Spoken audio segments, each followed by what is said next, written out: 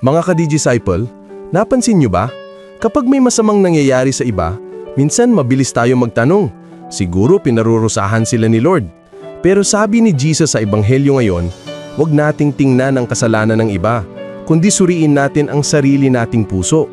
Panahon na muli para ibahagi ko sa inyo ang mensaheng nagbibigay buhay mula sa Ebanghelyo ngayong araw, Oktubre 25, Saturday of the 29th week in Ordinary Time.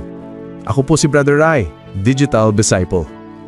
Sa Ebanghelyo natin ngayon mula sa Lucas 13:1-9, may mga taong nagsabi kay Jesus na may ilang Galileyong pinatay ni Pilato.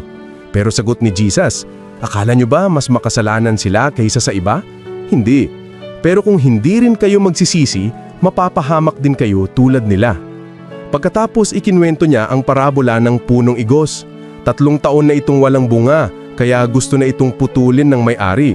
Pero sabi ng tagapangalaga ng ubasan, Panginoon, hayaan mo pa itong 1 taon. Bubungkalin ko, lalagyan ng pataba, baka sakaling mamunga. Mga ka-disciple, ang punong igos ay larawan natin. Pinagpala, inaalagaan, at binibyang ng maraming pagkakataon ni Lord para magbunga ng kabutihan at pananampalataya. Pero minsan, sa dami ng blessing, nakakalimutan nating mamunga. Pero buti na lang, ang Diyos ay mahabagin. Tulad ng tagapangalaga ng ubasan, si Jesus ay laging nagmamakaawa sa Ama na bigyan pa tayo ng isa pang pagkakataon, 1 taon, 1 buwan, 1 araw para magbago. Ang tanong, mamumunga ka ba ngayon o hihintayin mong maputol? Habang may oras pa, hayaan mong si Kristo ang bumungkal ng puso mo. Pwedeng masakit, pero yan ang simula ng tunay na pagbabago.